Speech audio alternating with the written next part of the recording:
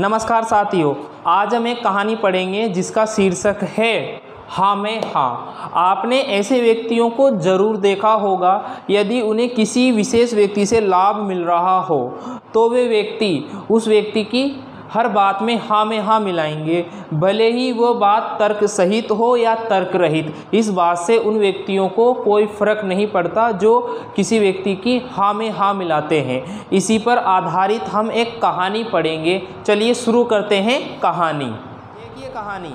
एक राजा थे, वह राजकाज से थक गए थे। एक दिन दरबार में मंत्री जी से बोले, मंत्री जी सोचता हूँ हम लोग गंगा स्नान कर आएं।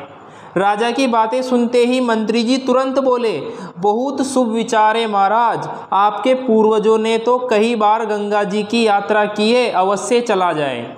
यानी कि एक बार तो शुरुआत में तो मंत्री जी ने राजा की बात में हाँ मिला दी। देखिए अब आगे। राजा ने कहा, तो मंत्री जी फिर चलने का कोई शुभ मुहूर्त निकलवाइए। मंत्री जी बोले, मुहूर्त की चिंता न कीजिए, सबसे बड़ा मुहूर्त होता है इच्छा। जिस दिन महाराज चलने का विचार कीजिए वही शुभ मुहूर्त है। राजा बोले, सवारी का प्रबंध भी तो होना अति आवश्यक है। मंत्री जी ने कहा, हाँ महाराज, सवारी तो होनी ही चाहिए। गंगा जी बहुत दूर है, परंतु सवारी की आपके यहाँ क्या कमी है? एक से बढ़कर एक सवारियाँ हैं।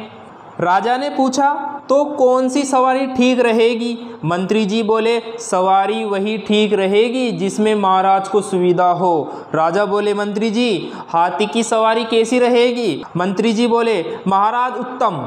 हाथी जैसी सवारी, वाह क्या कहना, आनंद से चले जा रहे हैं। दूर से देखने वाले देखे कोई रईस चला आ रहा है।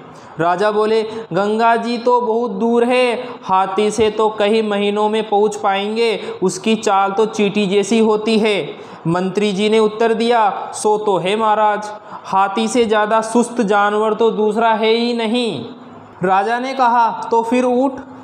मंत्री जी बोले, ऊँट ठीक है महाराज, उत्तम सवारी है। मीलों की दूरी एक दिन में पूरी करने के लिए ऊँट से बढ़कर कोई सवारी नहीं है। राजा बोले, परंतु कई दिनों का रास्ता है, ऊँट पर बैठे बैठे कुबड़ निकल आएगा, कमर तो मानो टूट ही जाएगी। मंत्री जी बोले, छोड़िए भी ऊँट को, कमर दुखने की बात तो है, सरकार का पेट भी हिल जाएगा। ऊँट भी कोई सवारी है, देखने में कितना भद्दा होता है। ऊँट और गधे की जाति में अधिक अंतर नहीं है। राजा ने कहा, मेरी समझ में घोड़ा ठीक रहेगा। मंत्री जी ने कहा, हाँ महाराज, घोड़ा बिल्कुल ठीक रहेगा। मैदान हो चाहे पहाड़, घोड़ा सब जगह चला जाएगा। वीरों की सवारी है और सबसे शानदार भी है। राजा बोले, पर एक बात है, घोड़े पर घंटों बैठना तो है कठिन ही, 2-4 घंटों की बात तो है नहीं। मंत्री जी बोले, सो तो है महाराज, धूप अलग लगे, पानी से भी बचाव नहीं, मनमौजी जानवरे जाने कब किस खाई खंदक में पटक दें। राजा ने पूछा, मंत्री जी पालकी कैसी रहेगी? मंत्री जी बोले, पालकी का क्या कहना महाराज, यही तो राजा की सवारी है। राजा बोले, परंतु पालकी में बैठकर गंगा जी में स्नान के लिए जाने की बात कुछ जचती नहीं, लोग हंसेंगे तो नहीं। मंत्री जी ने कहा, हंसने की बात तो है महाराज, पालकी पर लदकर जाना तो जीते जी मुर्दों की तरह जाने के बराबर है। राजा ने कहा, तब तो कोई सवारी ठीक बैठती ही नहीं, तो फिर मंत्री जी गंगा स्नान के लिए जाने की बात रहने ही दें।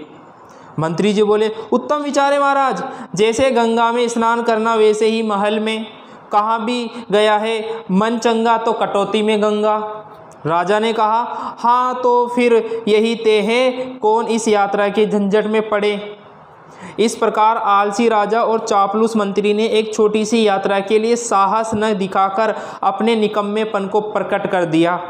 हमें हाँ मिलाने वाले लोगों की सलाह पर नहीं चलना चाहिए, वरन अपनी बुद्धि, साधन और सुविधा के अनुसार स्वयं फैसला करना चाहिए। आशा ये कहानी आपको पसंद आई होगी। मिलते हैं एक नई कहानी के साथ अगले वीडियो में, तब तक के लिए आपका बहुत बहुत धन्यवाद।